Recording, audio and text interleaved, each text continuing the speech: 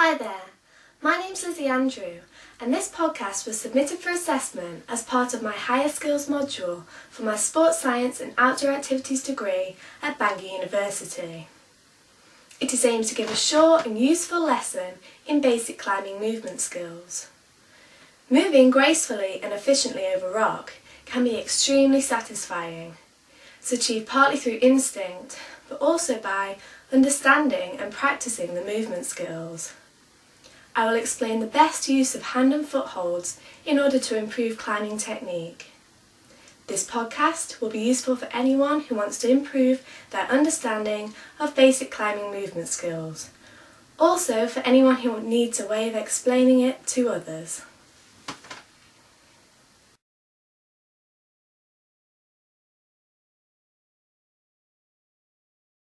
The best type of handhold to come across is what's called a jug. This handhold allows all your fingers to curl over the lip or side of the hold. Makes it the least strenuous hold. It allows you to easily hang off and pull up on.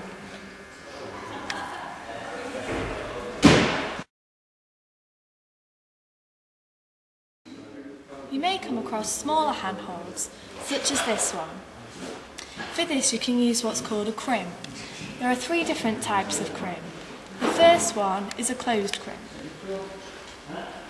This is when there's a tight angle at the second finger joint. It's also useful to place the thumb over the index finger to strengthen the grip. This is a strong handhold but can put a lot of stress on the ligaments and tendons. This can cause injury. The second is an open crimp. This is when the second joint of the fingers makes a 90-degree angle. The thumb isn't used. This puts less strain on the ligaments and tendons, but consequently it's a weaker hold. The third one is an extended crimp.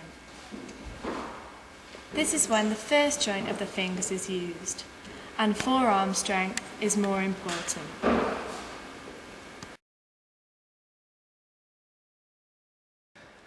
Larger, more rounded holds are called slopers. These require an open-handed position. It requires maximum contact between your skin and the hold.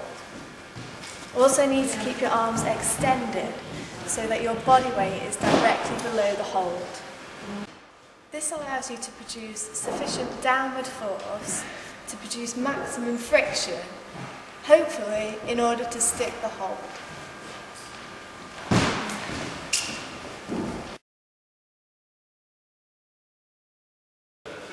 Another type of hand position is palming. Using the palm of your hand, you can push down on the hold and move your weight over your hand to ensure maximum friction and security. It is a very energy efficient way of using your hands, as you hardly put any strain on your fingers whatsoever.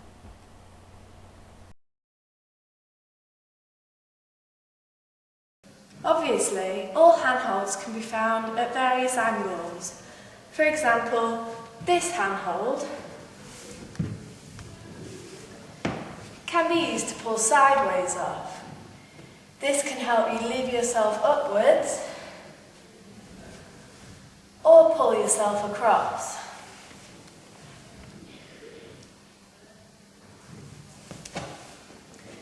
This is a side pull.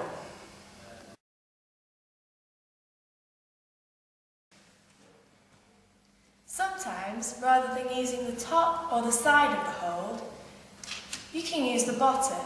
This is an undercut. Using the undercut as a levering point, you can push through your legs and pull inwards with your arms in order to lever yourself upwards.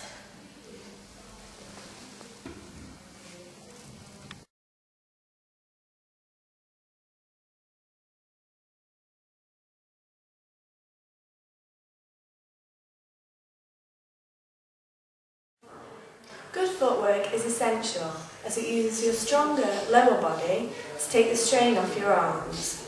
Hence, if you perfect your footwork, then you should be able to climb harder for longer.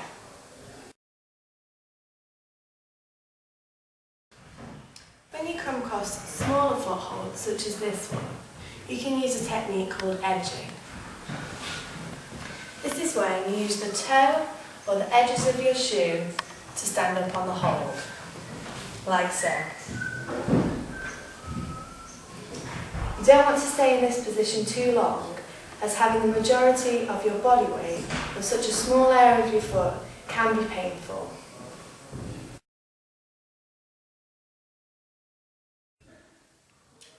When you come across a part of the wall with no footholds, you can use what's called a smear.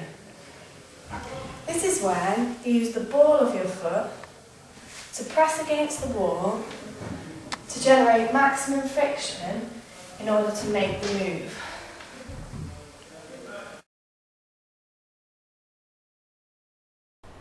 Heel hooking is often used on overhangs or bulges. Your heel is placed on a high hold, possibly over the bulge. Then you can apply pressure down through your heel to allow weight to be taken off your arms while a new handhold is found.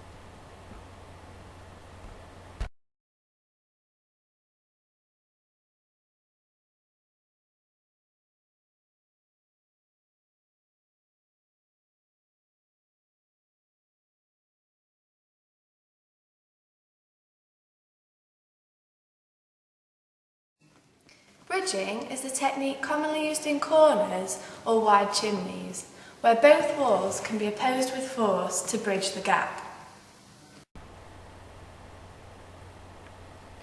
When you have one foot on each wall, you can move up by opposing forces between your hands and feet on either side of the wall.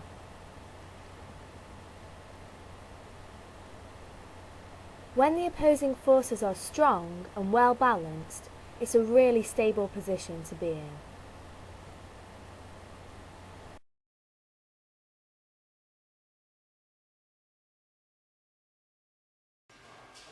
Laybacking is a technique used in a crack, often in a corner, but can also be used on an erect. It works by the opposing forces between your hands pulling on the edge and your feet pushing against the wall. To progress upwards, you need to walk your hands and feet up the wall at the same time. Careful not to stand up too far, as you'll lose the forces and slip. It is a strenuous technique, but when practiced can be extremely useful.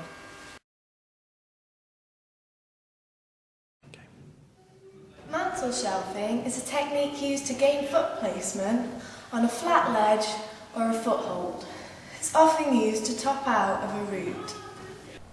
It involves pressing down on the ledge or hold with your arms. As your arms straighten, you can gain foot placement. It requires power in the upper body.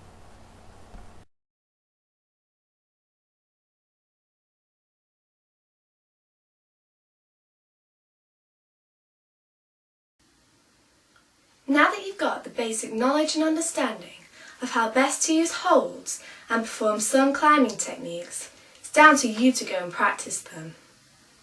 Bouldering is a great way to practice movement skills, as all you need is a pair of climbing shoes, a crash mat and a friend to spot you.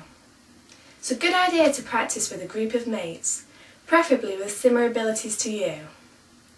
Watching others helps you, as you can learn from their achievements and mistakes as well as your own. Also, you'll be more motivated in a group when you can encourage and help each other to work out problems.